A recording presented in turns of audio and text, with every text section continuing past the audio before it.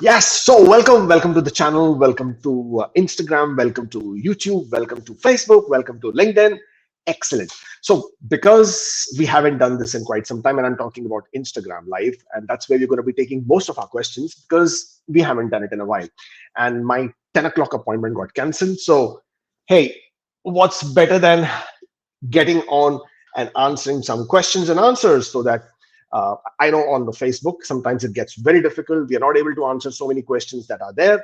Therefore, we are here right now answering your questions as it goes. But of course, before we get on to that, there is always those few areas of discussion which people are quite confused about, which people are not very familiar with, which people are, let's say, contemplating. And the biggest one obviously continues to be express entry.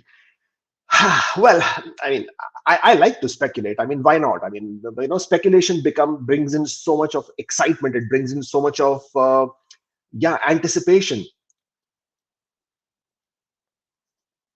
And when you're like forever hopeful like me, speculation also sort of tends to bring that bit of hope that gives you a bit of indication, that idea that, okay, something may be around the corner. Well, I don't have any good news for you at this point of time. Hopefully, I would have that at some point of time in future.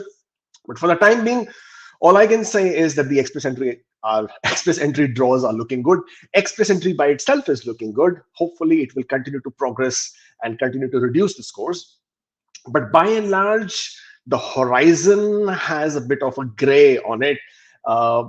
With so many changes that are forthcoming with express entry, the bill C19, knock system changing to tier 2021, these will continue to sort of put that the grays, as I said, in the horizon as to some sort of, would it happen, would it not happen, what should I be doing? Well, first of all, most importantly, if you are inside Canada, you should be looking to finding an employer who is willing to give you the job offer, who is willing to support you, and that is practically going to be the most important thing. For people outside Canada, also two very important factors. One, if you can take up French as a second language, that would make a world of a difference in your application, not only in terms of points, but also bringing you closer to PNP programs eligibility. We have to understand, francophone immigration is very, very high on the mandate. A lot of people would be adding that, and increasing, or rather, a lot of provinces will be uh, encouraging more francophone immigration. You will be seeing more programs coming up with francophone immigration. Already, most of the provinces have something or the other, so you will see that happening more often. So, and not only that, once you do make it to Canada, finding a job, getting that elusive job offer, or getting a better pay package would also be so much helpful because you are bilingual. So, therefore, as I said, therefore, if you can get francophone, or rather, if you can add French as a second language, then that would make a big difference. Now, we have spoken about this before, and I can see that question coming up already. Canadian work experience has been another area which is sometimes confusing. I'm not sure why it is confusing, but it does create a confusion. Now, if you were to see CICC website and IRCC website, it says very clearly that Canadian work experience is your period of work in NOC 0A or B inside Canada, gained within last 1 year, for which you were paid and for which you had a valid work permit or work authorization. So any period of work on a study permit is not considered as Canadian experience. Any period of work which you were self-employed, so if you had incorporated a company and you were a contractor and you were paid as a contractor, this thing, it would not be considered. Any period of time you were not in Canada, and that I can see is another question. Any period of time you were in Canada, that is also not part of your Canadian work experience. Canadian work experience basically means work experience gained in Canada, and that is the text very clearly mentioned on the IRCC website. Now, yes, there is a discretion of about 2 weeks of paid vacation. Sometimes they could accept a bit more, also 3 weeks, 4 weeks also sometimes is a possibility, but that's the discretion of the IRCC visa officer.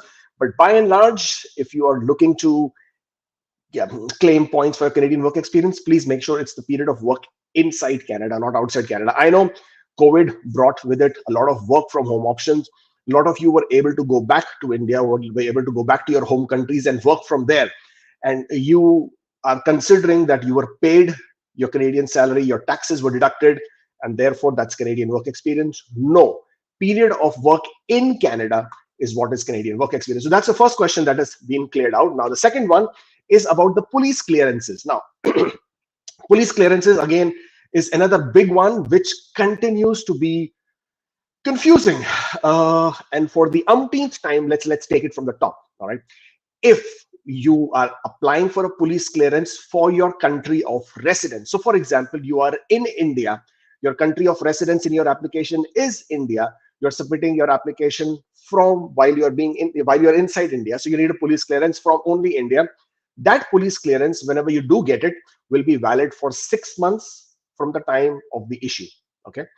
After the date of issue is over, you will need to get a new police clearance, and this police clearance needs to be valid on the day you submit your application. The day of submission basically means the day you have paid your fee and you have received your AOR. That day your PCC should be valid. That's the main condition. Now, for people who are in Canada right now, people who keep applying for police clearances, you should apply because India is no longer your country of residence. Your country of residence is Canada, and you do not need a police clearance from Canada unless IRCC specifically asks for it. So in such cases, if you are inside Canada, you need to apply for the police clearance from outside India or any other country that you come from.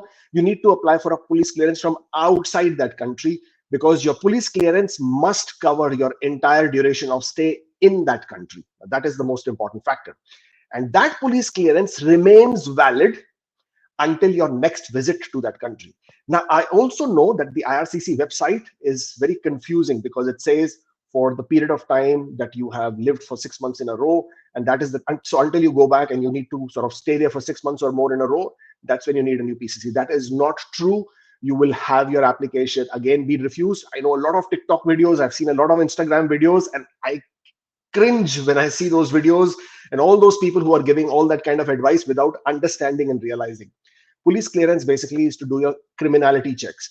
And so basically you can easily go back to your country for few hours, few days, commit a crime, come back, and that period of time is not covered in your police clearance. Therefore, any country which is not your country of residence, you need police clearance from outside that country, and that should cover your entire duration of your stay. So it's not like you will go to India or Dubai or Pakistan or any other country in the world that just for a few days, and you'll get a PCC because it's easier, cheaper, and you'll get the PCC, come back to Canada, and then apply using that PCC. Your application in most cases will get refused.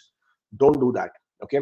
Any country which is not your country of residence, please apply for police clearance from outside that country so that it can cover the entire duration of your stay, and therefore you can use that PCC until you return back to that country. That PCC remains valid. Okay, even 6 months has passed, 1 year has passed, 2 years has passed, does not matter. You can add a cover letter to it when you're submitting your application, and you can very clearly say that this PCC was issued outside while I was outside that country. I have never returned back, and therefore please consider this police clearance as valid because nothing has changed. I mean, you haven't gone back, so there is nothing to sort of get a new police clearance for. So I hope that clarifies that police clearance requirement once and for all. Okay, these are two areas where I can see a lot of questions coming through, and yeah, this becomes an issue. Now, another question: are Indian passports enough for proof of sibling relationship when we don't have original birth certificates available?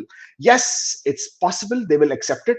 So if you are claiming points for sibling relationships and you do not have a birth certificate, you can use your passports, which has common names, I mean, your parents' names on both the passports. So you can provide your Indian passport, your sibling's Indian passport. Both of them have your parents' names. You can use that as proof of relationship. IRCC accepts it. It is mentioned on their website that they will accept it. So as long as your passports are from a country where they do mention the name of the parents and obviously common parent names, then you will be able to use that as your proof of relationship for the purpose of sibling relationship if you're claiming points for that. Bill C-19, will it be beneficial? Will it not be beneficial? What do you think? I want to see some comments there. Now, if you ask for my opinion about Bill C-19, whether it's going to be beneficial or not, it all depends. First of all, if you are, and I can see that question here as well. So if you are Francophone, if you have French as your second language, then definitely it will at some point of time give you that benefit. Because as I said, it is the Canadian mandate, it's the immigration minister's mandate to increase and encourage francophones. So if you can have that French as a second language, it will, again, even with Bill C-19, it will help you. That is one factor. Secondly, for people who have job offers, whether it's LMIA or ICT or any kind of job offers in Canada, for them also Bill C-19 will have a big effect, because those people with job offers will always be included. Or at least in my opinion, they will be included. Thirdly, people who have Canadian connection, work experience, education, siblings to an extent. I think siblings should also have some benefit there as well.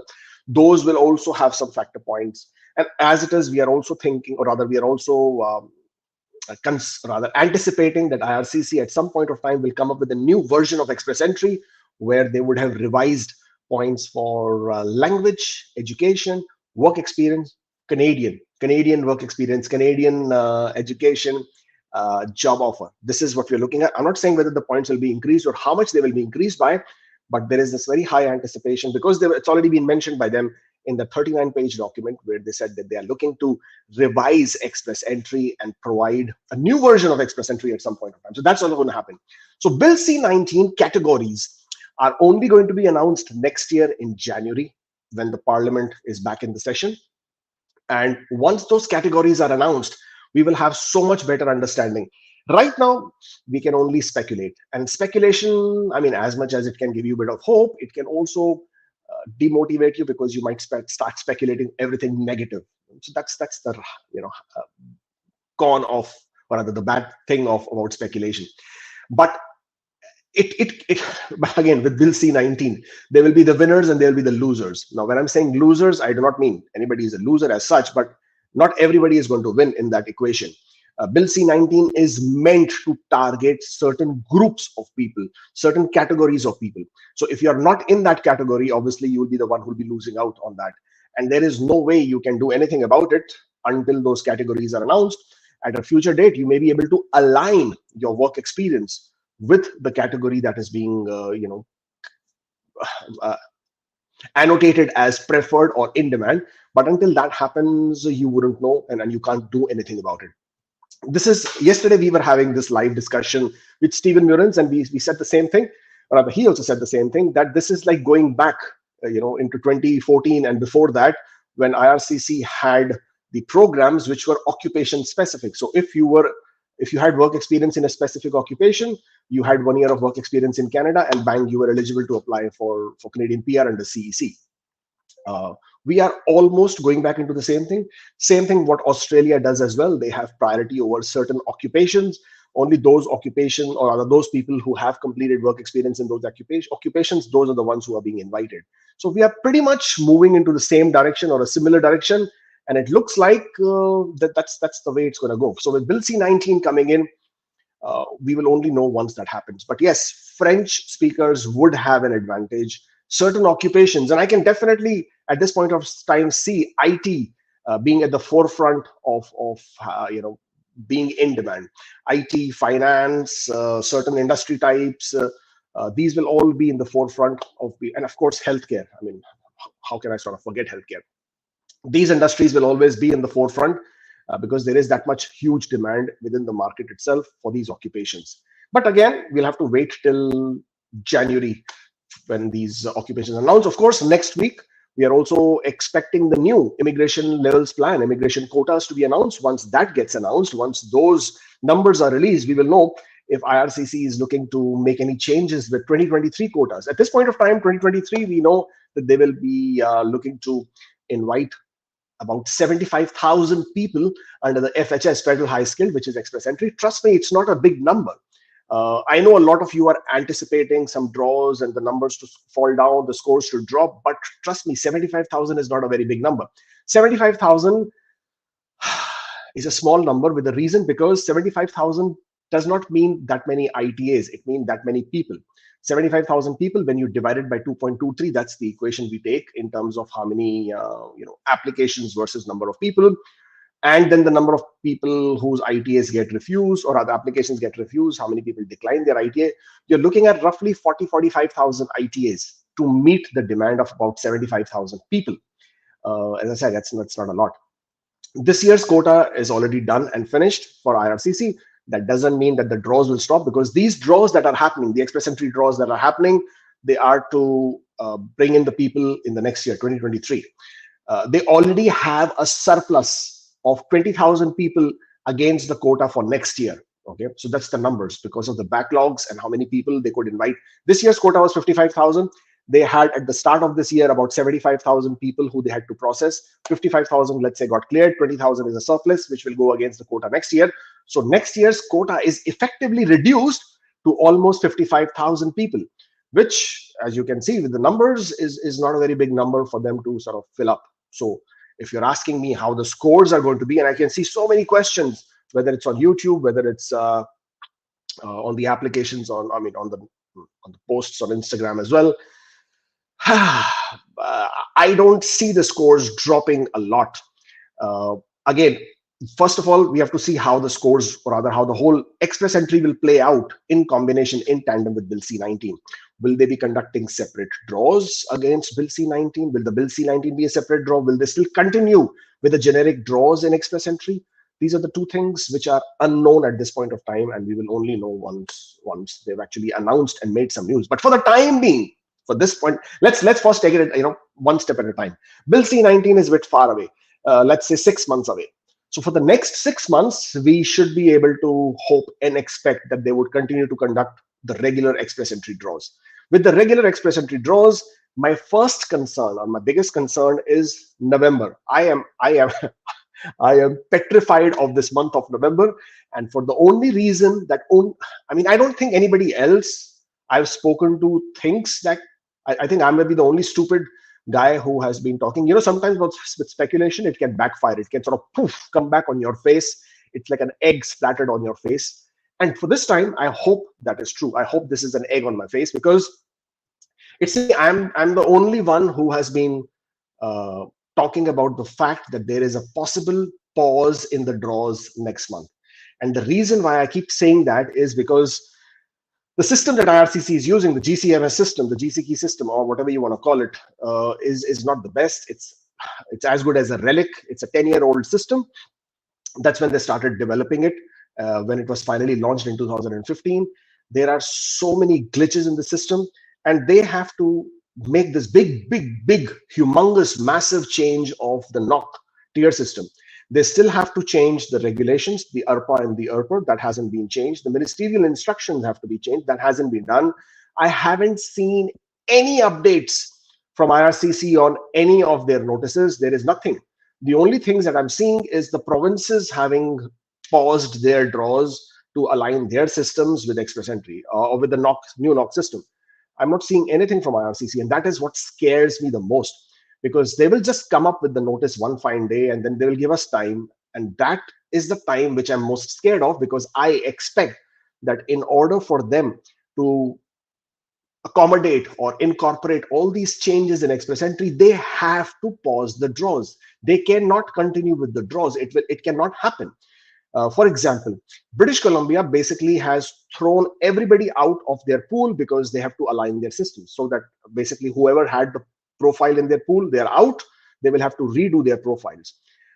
Manitoba has also said a similar thing. Saskatchewan hasn't said anything. Ontario hasn't said anything, but I'm expecting something similar to come from them as well. I don't see how it can happen in express entry without, for example, and why am I saying this? Let's say, for example, your NOC code was 2171. Now, under 2171, there are specific categories. There is business analysts, there is security analysts, there is information technology analysts, or whatever, different categories of people there. Each of these now have a separate or a new NOC code under the NOC system 2021. So these people cannot have one same NOC code which is automatically changed from 2171 to, let's say, 20171. It cannot happen, because they will have now separate NOC codes or different NOC codes for each of the categories. And this NOC code can only be chosen by the people themselves. System cannot do it for them.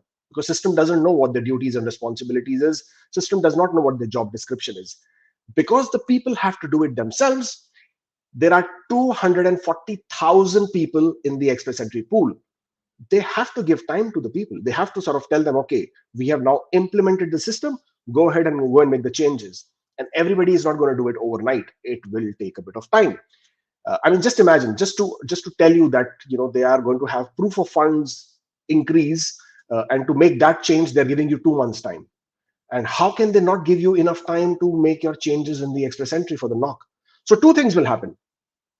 Either there will definitely be a pause, at least I am anticipating that. And two, that on the November 16th, knock system does not come into play at all. I mean, it can happen that it is delayed. It is delayed into December or January or wherever. That is absolutely possible. Now, if that happens, then voila, good. We can continue with our express entry draws, and hopefully the scores will drop and continue to drop, and we will then wait and see how and when the knock system comes into play. Maybe the knock system will not come into play until next year when the Bill C-19 is implemented. But then provinces have already made the change. So if provinces have made the change, express entry has not made the change, it doesn't add up there. So are you understanding how much confusion there is? I mean, I can look at this. I live, breathe, sleep, eat, drink the stuff every single day, and yet I am confused as to what the hell is going on with IRCC. Why haven't they made any announcements? Why don't we have clarity as to what exactly is going to happen? So you can just imagine what's going to happen when they actually make those announcements and changes. Because as I said, ARPA and ARPA, the Immigration Refugee Protection Act and the regulations, this is the law which governs the entire immigration system. That hasn't had the changes done yet. The ministerial instructions, which basically defines how the express entry will be governed, that hasn't had the changes done yet. So, and of course, if they have done something on the back end, then that's good.